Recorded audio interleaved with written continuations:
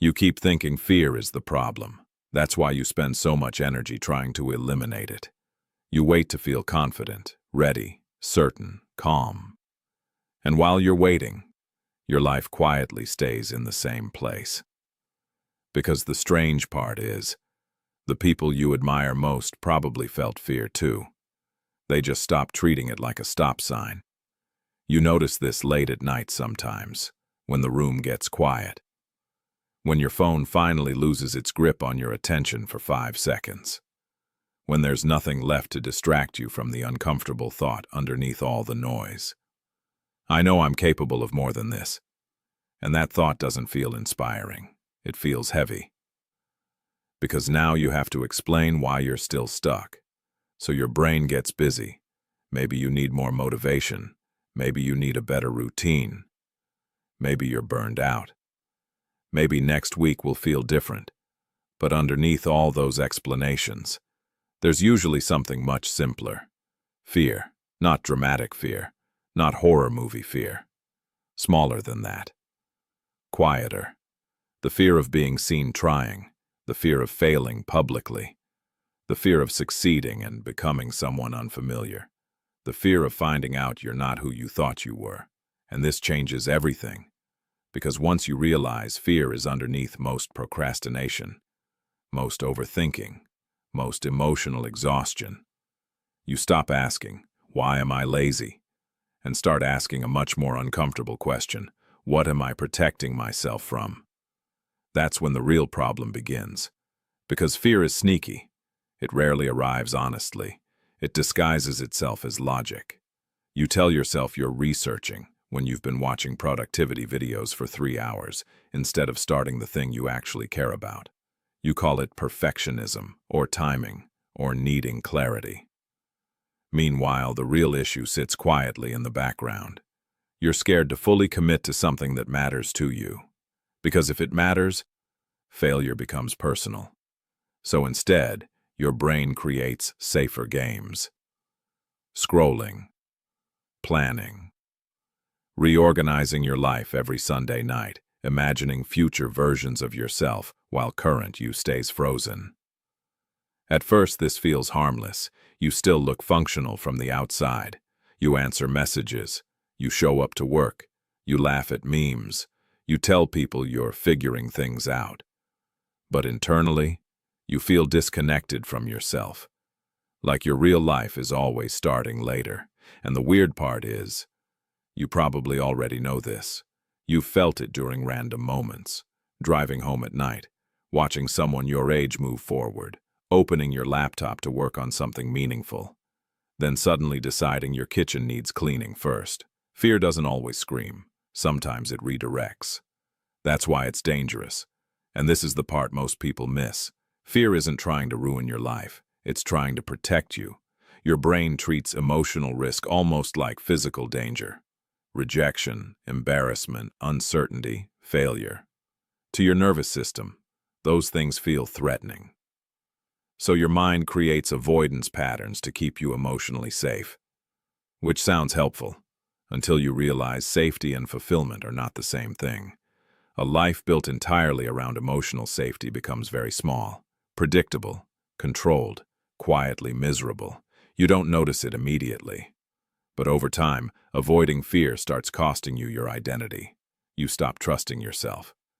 Because every time you abandon a goal, delay a conversation, or avoid a challenge, your brain collects evidence. He doesn't follow through, and eventually that story becomes automatic. That's why confidence disappears. Not because you're weak, because your mind has watched you retreat too many times.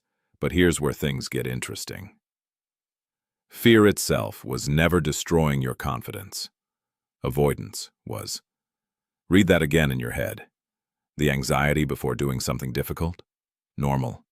The shaking voice before speaking honestly? Normal. The uncertainty before changing your life? Completely normal. Fear is often a sign that something matters to you. And the people who change their lives aren't fearless. They've trained themselves to move while afraid. That's the difference, not courage. Movement, because courage sounds cinematic. Most real growth looks much less impressive than that. It looks like sending the email while your stomach feels tight, posting the thing before you feel ready, having the difficult conversation without rehearsing it 17 times first, sitting alone with your thoughts instead of numbing them immediately. Small moments, quiet moments, but those moments reshape people. Most people spend their entire lives negotiating with fear.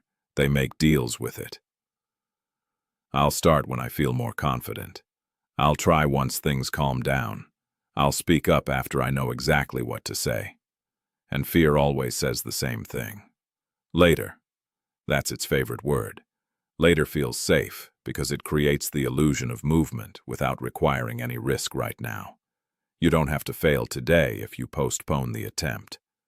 But the strange part is, your brain still knows you avoided it. That tension stays with you. You feel it when you wake up already mentally tired, when you open apps without thinking, when you suddenly need coffee, music, snacks, another video. Anything except the thing you said mattered to you. People think discipline problems come from laziness. A lot of them come from emotional avoidance. That's why some tasks feel weirdly heavy, even when they're objectively simple. Sending one message, making one call, opening one document. The task isn't the real weight. The emotion attached to it is, and this changes the way you see yourself. Because maybe you're not broken, maybe your nervous system learned that discomfort equals danger.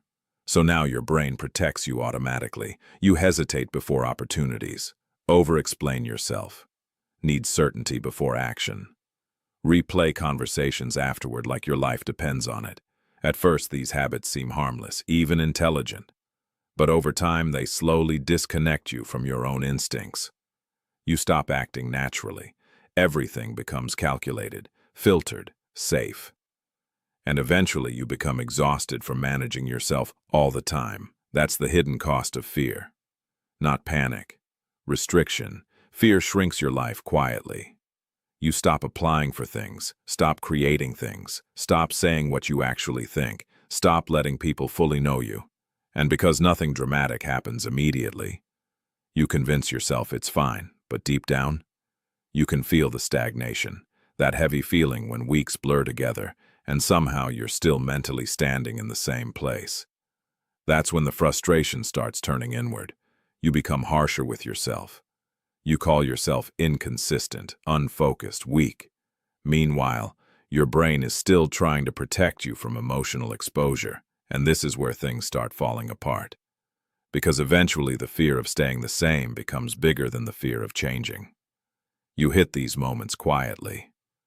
Not during some dramatic breakthrough scene. Usually during ordinary life, sitting in your car longer than necessary, looking at your reflection in a dark phone screen, watching someone else take a risk you know you've been avoiding, and something inside you reacts. Not jealousy exactly. Recognition. Because part of you knows you're capable of more. That's what makes fear so painful. It tends to appear right beside the life you actually want. Think about it. The conversations you avoid most, usually important. The opportunities that scare you most, usually meaningful. The version of yourself that feels slightly out of reach, usually the direction you need to move toward. Fear often points toward expansion. But here's what nobody realizes. You don't become fearless before action. You become less afraid after repeated exposure. That's how confidence is actually built. Not through thinking, through evidence. Your brain changes when it survives, experiences it once labeled dangerous. You speak publicly once, nothing collapses. You fail once, you recover. You tell the truth once, the world keeps spinning. Slowly, your nervous system updates itself.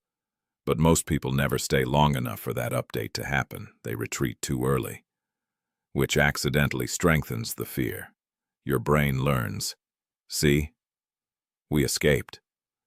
Good thing. And now avoidance becomes reinforced.